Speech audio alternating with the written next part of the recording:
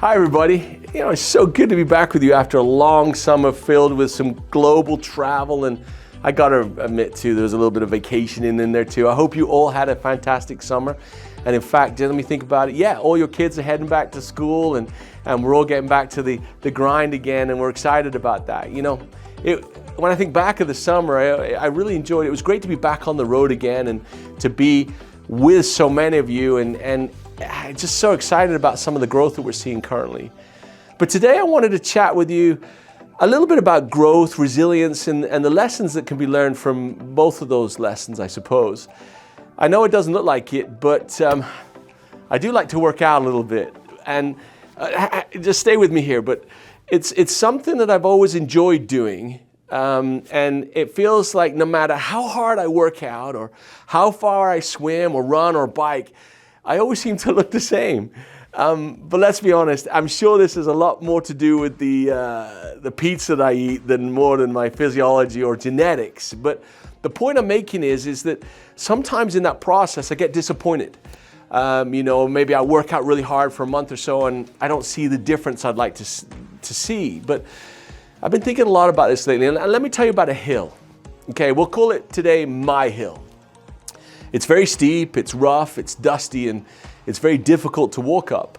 I'm pretty regularly over the last sort of 20 years, in the mornings I drive out to the mountains. It's not too far from my house, and I run, stagger, walk, and sometimes even crawl up this 4.5 mile loop. Throughout this route there are a few hills, but this one particular hill has always challenged me. Over time it's become somewhat of a nemesis for me, kind of a Goliath, a barrier, and it's a point of pain that I constantly try to avoid. And it's the thing I think about when I'm driving out there. I don't think about the beauty, I don't think about the working out, the sensation and all that sort of stuff. I always think about, the hill. And it doesn't matter where I am in my fitness or weight management journey, that hill never seems to get any easier. But more recently, I've tried to shift my perspective on the mental aspect of the climb, rather than just focusing on the lungs, the leg power, and the pain. For too long, my effort and discomfort were making me feel down because I wasn't seeing the results I wanted. And I thought I wasn't achieving anything. And this feeling was starting to overshadow the fact that my climbing speed was improving a lot. But I hadn't noticed the improvements because I wasn't dedicated enough and patient enough to establish a means of measurement. In other words, I never timed it. In all of the time that I've been doing this, I'd never timed it. So the effort felt the same, the pain felt the same, the frustration felt the same, but I'd forgotten to see how fast I was moving. Does that make sense? It was only when a friend that I used to walk with recently joined me again, and he really noticed my improvements because he was providing a point of reference for my progress. The effort I put in felt the same, like I said, but the results were very different. Aren't we all a little guilty of this in our lives sometimes? Especially in our forever businesses. We don't put valid and accurate measurements in place, and so we get discouraged.